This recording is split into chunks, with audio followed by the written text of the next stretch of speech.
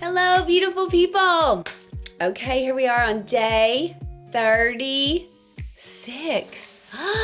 Day 36, you guys. Way to go, way to go. And we are going to actually have 2 days of this particular topic so that you can really kind of have time to discover who you be, because this is such a fun thing, I think. So while we don't want to get locked into a label, we do not want to do that, or label ourselves or anyone else. I think this kind of discovery can be really helpful in kind of learning things about yourself that you might not have realized before. And the more we understand ourselves, I believe that really can add to our power, and it can be empowering. So today we're going to talk about personality styles. Now, I also do love the Enneagram, but there is no way on God's green earth that we can cover the Enneagram in 8 minutes or less. I'm just going to tell you. So if you want more info about the Enneagram, that can be like a whole nother video aside from the glow up. But I thought we'd keep it simple for the glow up and do personality styles. So if you've never heard of these, there's 4: D, I, S, C. So D stands for dominant, I stands for influence, S is for steadiness, and C is for conscientious. Okay, so let me just give you some little bullet points about each one, and you may just like totally know who you be. Or you might like, oh, that's what my best friend is. That's what my child is. That's what, my hubby is, or whatever. So dominance, the D, they're fast decision makers, that especially in a crisis, but in general also, they love to work independently. They love a challenge. They can be competitive. And they tend to be kind of authoritarian, like, this is what you need to do. And a D in a really healthy position in life, really healthy state, it will sound softer than that. But when a D is in stress, it may really sound like this is what you need, and you might even get the finger pointed at you like that. So some of you may have somebody come to mind right now. Okay, the second one, the influencer. High-spirited and lively demeanor. Often optimistic, usually very warm. Now, when I say social, that does not mean they're an extrovert. You can totally have an introverted I influencing personality, but you love people. Okay, so that's where the social comes in. And they are they can kind of be like the life of the party, all over the place. They're gonna set the goal and jump off the cliff and figure out how to make it happen on the way down. That is their style, okay? So you might have already thought of somebody like that, like that. Okay, the S personality style is patient, even-tempered. They're good listeners. They often prefer a stable and consistent work environment. They're nurturing. A lot of times they're very family-oriented. And family doesn't have to mean, a mom, a dad, 2 kids, or 2.5 kids and 3 dogs. Whatever family means, to them. That's the S. They really value security and steadiness.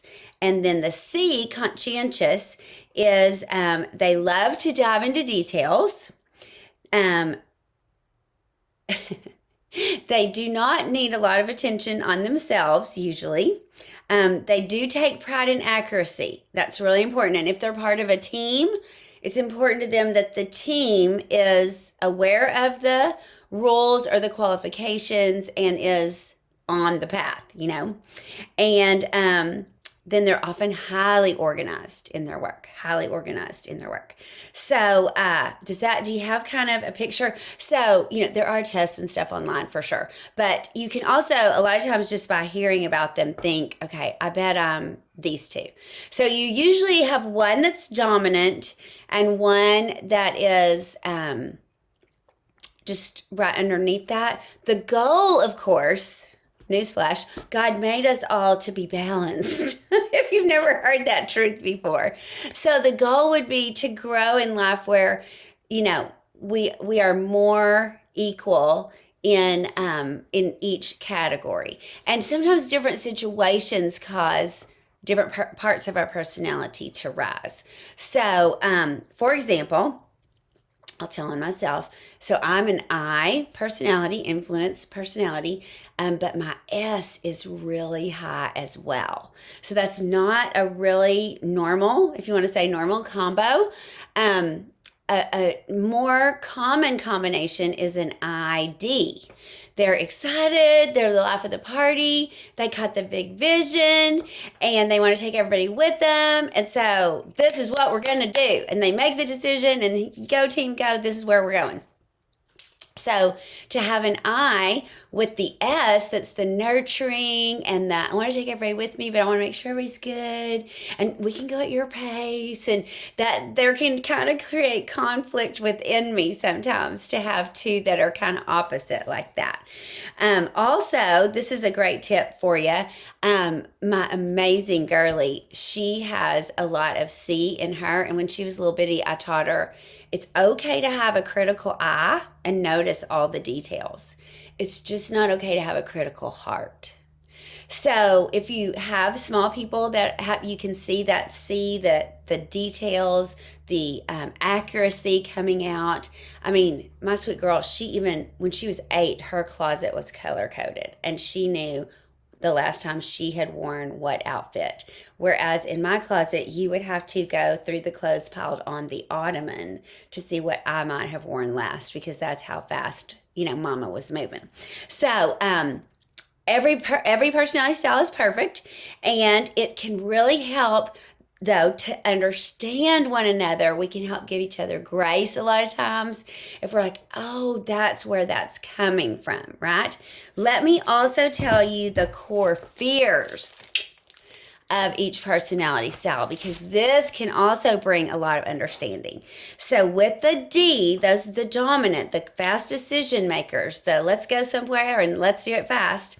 Their core fear is being taken advantage of. Okay, so if you're working with a D, if you have a family member that has a D personality style, you want to make sure that when you're presenting things to them, it is fair, right?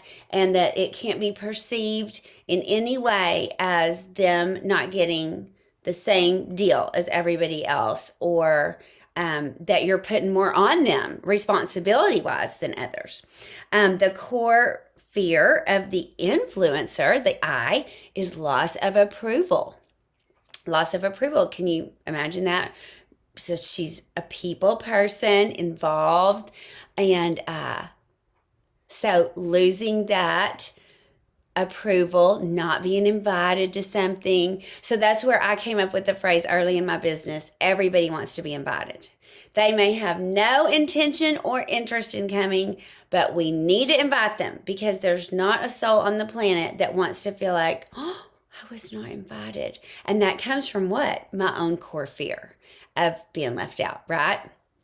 Okay, S, the core fear of an S is a loss of security. Loss of security. So S's don't love change. So when things are changing, whether you're moving to a new home or, whatever it is with the kids or whoever, the presentation is of the utmost importance for those S's, so that they feel safe and secure. And the earlier you can tell them, so that you can also give them time to warm up to the idea. I know for me, like even when I was brand new in my business, I would drive to see what neighborhoods I was going to be in for that week, so that even the drive felt familiar to me. Oh, that's where the house is. So that even if it was dark, I had some sort of a landmark, in my head and heart.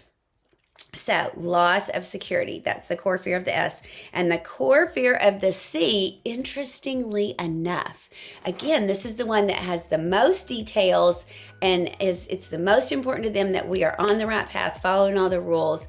But their core fear is that they themselves be criticized.